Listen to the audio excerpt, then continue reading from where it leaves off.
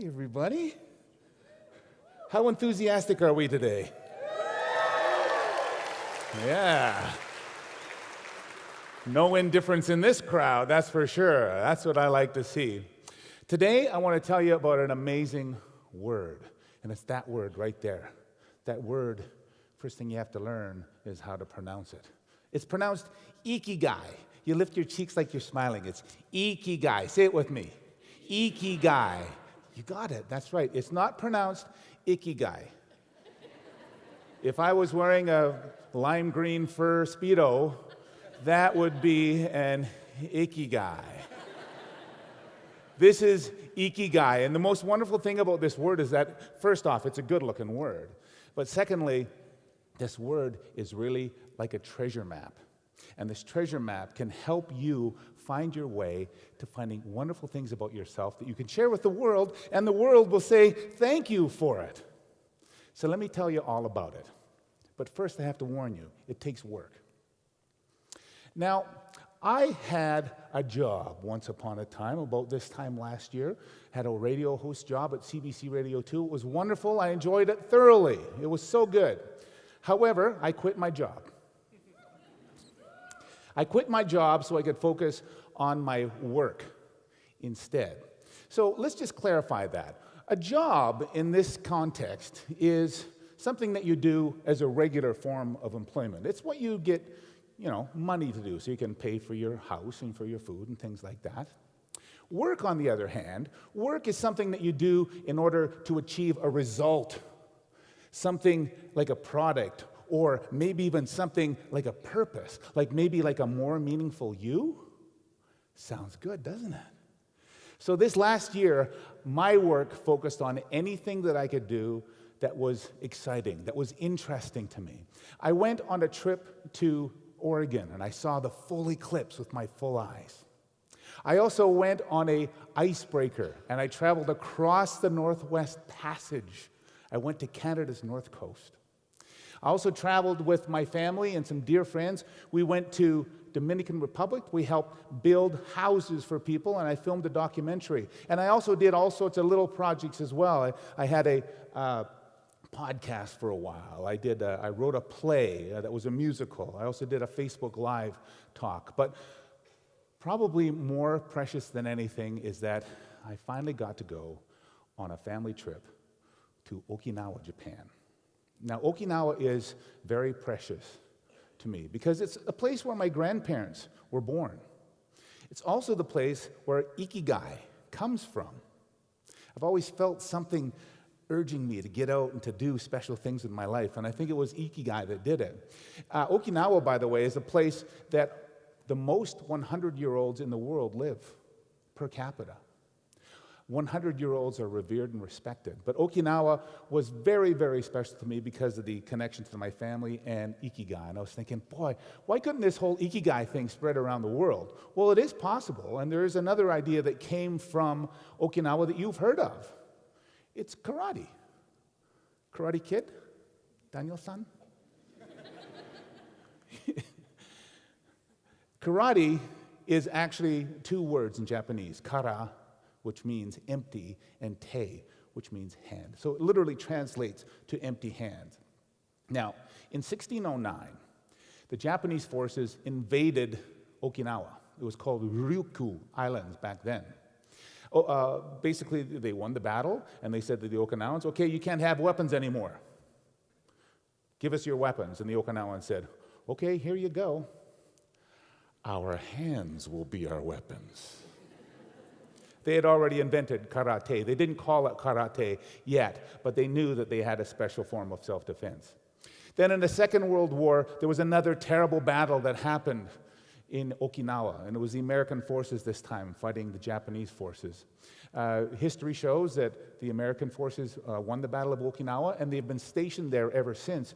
And since then, the American soldiers have witnessed karate for the first time. And they said, hey, this is pretty cool. I want to learn karate too. So they learned it, and eventually they would take it back to the United States, and it started to spread and spread and spread. Now everybody knows about karate, right? Daniel-san? That other concept that comes from Okinawa is Ikigai. Ikigai is 2 words as well. Iki means life, gai, purpose. Ikigai is life's purpose. Isn't that a beautiful word? It's a lovely word. Thank you for your indifference. This is what it means. This is the treasure map. Ikigai has 4 directions. Do what you love. Do what you're good at. Do what the world needs. And do what you can be rewarded for. It seems simple, but it's difficult. Now, I would estimate that Ikigai is similar to karate in that you can earn degrees or belts in it as well. You have to start someplace. And I think that I got my yellow belt when I was 20 years old.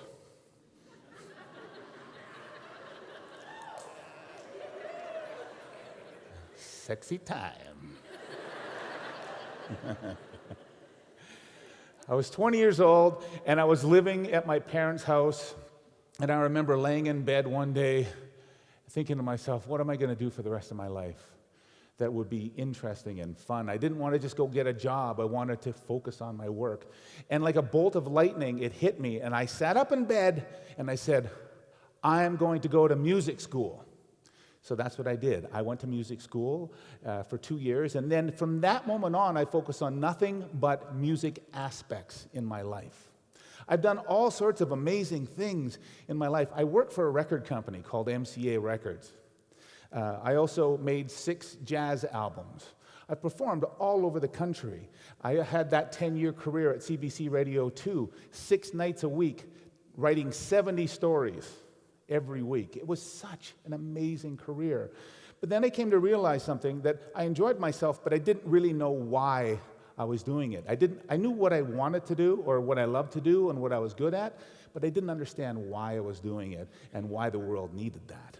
So I spent this last year figuring out what my Ikigai is, and I boiled it down to a 2-word phrase. My Ikigai is to delight. To delight. That's what I go out for every day in the world, whether I'm talking with a clerk at the grocery store, or if I'm singing a song on stage, or if I'm on the radio, or if I'm giving a TED Talk to you wildly attractive people right now. My Ikigai is to delight. I throw it out into the world, and I get it back in return. It's the full cycle. Now, you're probably wondering to yourself, well, that's great, Tim. Now we know what your Ikigai is. What is my Ikigai? Let me give you some directions on how you might be able to start figuring that out. I suggest to start part-time. Part-time Ikigai is within reach. Right? It is very within reach. And I'll tell you something. When you look at there and you see on the screen that there are 2 sections of the day where you don't really do anything, that adds up to 8 hours, you can focus your work on the 5 to 9 hours of the day. Okay? Start part-time. Figure out what you love to do and what you're good at. Spend time on that for as long as you like. And there's a couple of ways you can do that. You can start a side hustle, or you can do a side helpful. A side hustle, by the way, there's a lot of millennials that have side hustles. Up to 50% of millennials have side hustles, according to studies. 50%. And why do they have those side hustles? It's because it gives them the opportunity to be able to do what they're good at and do what they love. And it opens up the opportunity to be able to transfer that part-time Ikigai into maybe full-time Ikigai down the road. And it doesn't hurt that you can make a little bit of money off it either, right? But what if money isn't necessarily behind your Ikigai? Maybe you want to just broaden your heart. Well, you can do a side helpful instead.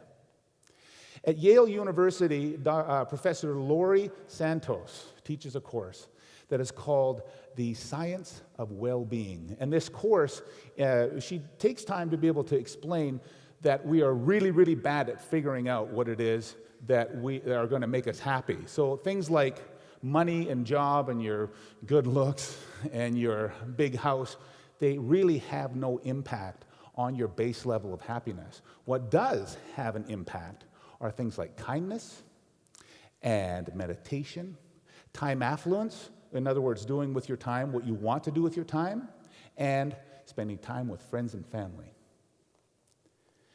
Ikigai is an action. It's a verb. To serve, to create, to delight, to nourish, to provide, to teach, to heal, to connect, to build. Is there any verb on that list that resonates with somebody in the crowd? Nod your head if there is. Yes? Yeah? There's some nodding happening down here. Yes?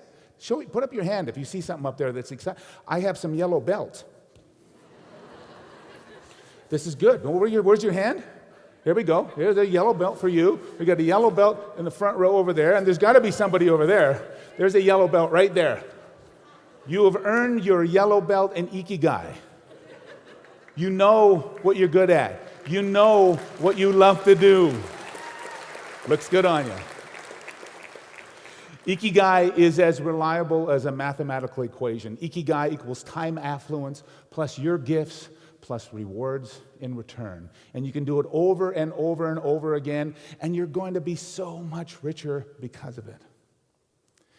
Your meaningful life is not a destination you have to get to. Your meaningful life is something that you can enjoy right now and any time you want to. Okay? A little bit of joy every day is going to add up to a lifetime of joy, isn't it? And when you finally get the chance to spend time getting to know what you do, or what you love and what you're good at, your Ikigai will start to come into light.